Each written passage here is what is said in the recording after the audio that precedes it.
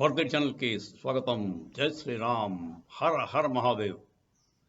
రాహుల్ గాంధీ గారు ఈ మధ్య కాలంలో మహారాష్ట్ర క్యాన్వాసింగ్కి వెళ్ళినప్పుడు అతనికి ఒక పేష్వార్లు ధరించే తలపాగాని, తర్వాత ఒక కాషాయ రంగు శాలువాని కప్పిన తర్వాత అతనికి ఛత్రపతి శివాజీ గారి గుర్రం మీద కూర్చుని కత్తి దూసుకుని ముందుకు వస్తున్న ఒక బొమ్మ, చెక్క బొమ్మని బహుకరించారు.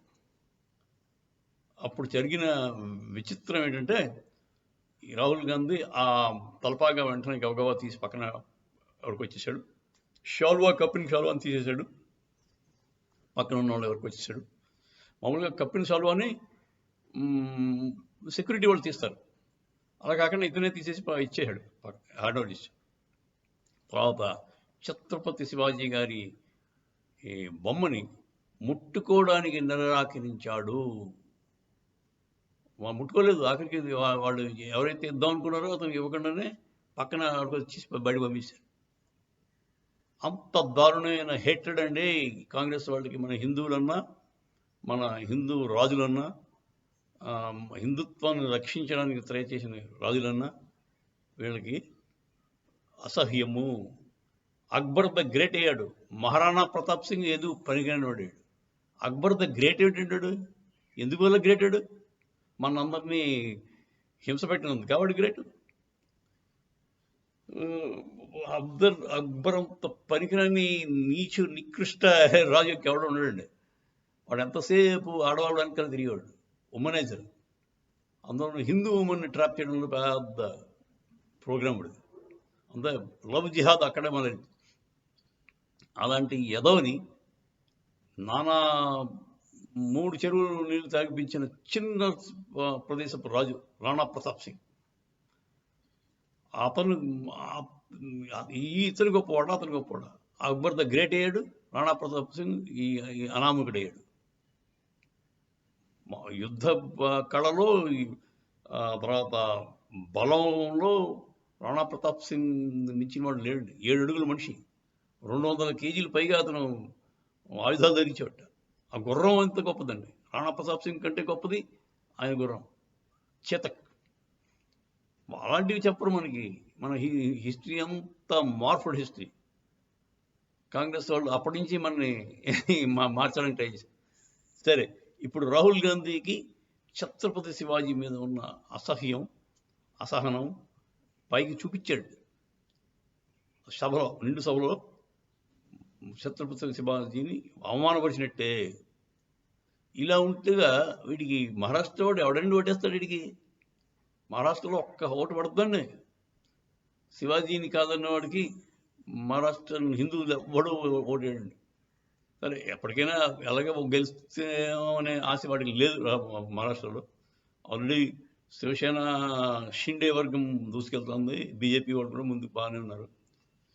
సో ఈ పరిస్థితుల్లో వాడికి ఎలా ఓటు వస్తుందని నమ్మకం లేదు. అయినా కూడా ఇంకా వచ్చే ఓట్లు కూడా పాటు చేసుకుంటున్నాడు. సరే, వాడి గొయ్యి వాడే తవ్వుకుంటున్నాడు, మనకు సంబంధం లేదు. ఇంకో విషయం,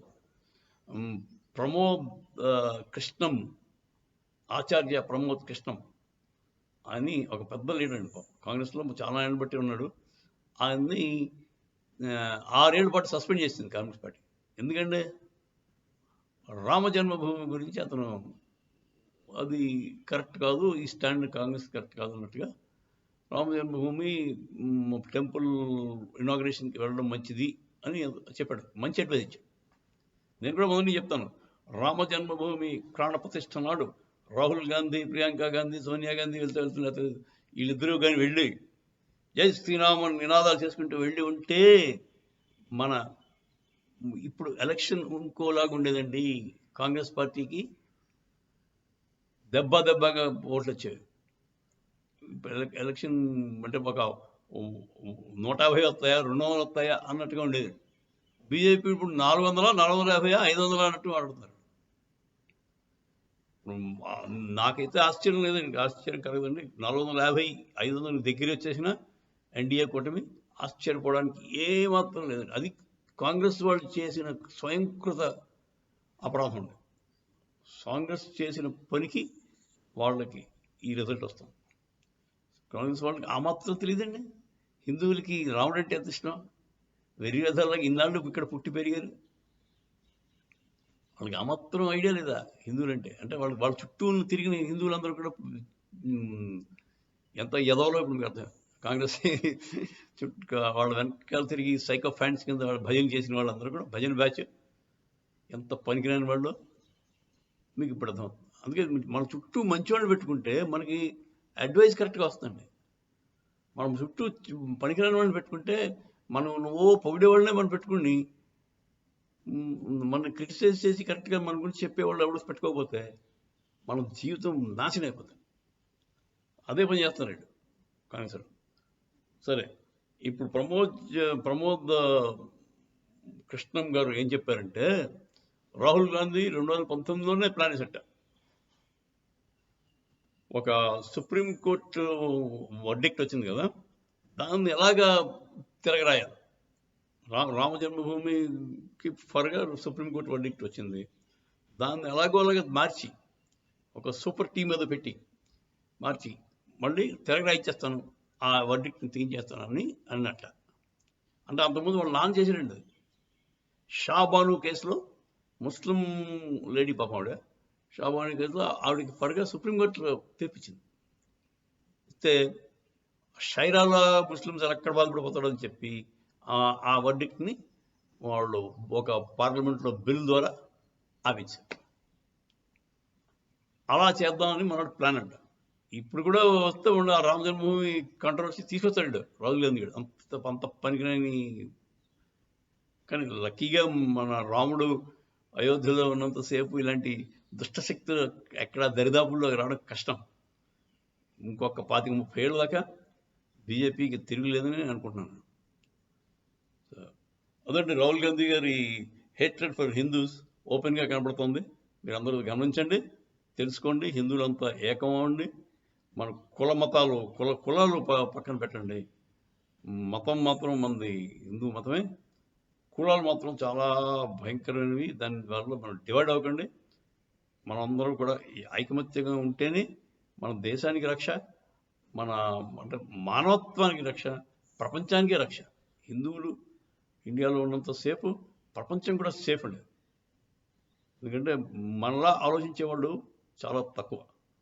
హిందువులు ఉదారత్వం అంటే అందరినీ కలుపుకుంటూ పోదాం, అందరిలోనూ దేవుడు ఉంటాడు అన్న భావం ఏ ఇతర మతానికి లేదండి నాకు తెలిసి. మా హిందువుల్లోనే దేవుడు ఉంటాడు, మిగతా వాటిలో ఉన్నాడు అని అనుకుంటారు అని మనం అనుకోం.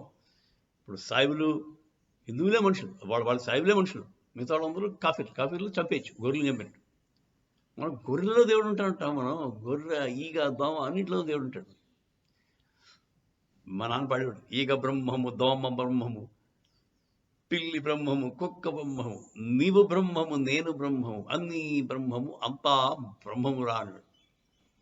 అది అంటే బ్రహ్మం అంటే దైవత్వం. ఎక్కడ పడితే అక్కడ దేవుని చూసేవాళ్ళం మనం ఒక్కడమే.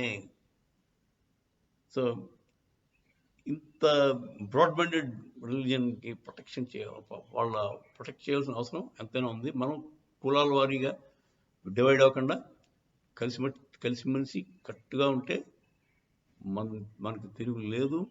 ఇండియా బాగుంటే ప్రపంచం కూడా బాగుంటుంది. మనం విశ్వగురువు ఇండియా, భారతదేశం అంటే విశ్వగురువు. జై శ్రీరామ్, హర హర మహాదేవ్.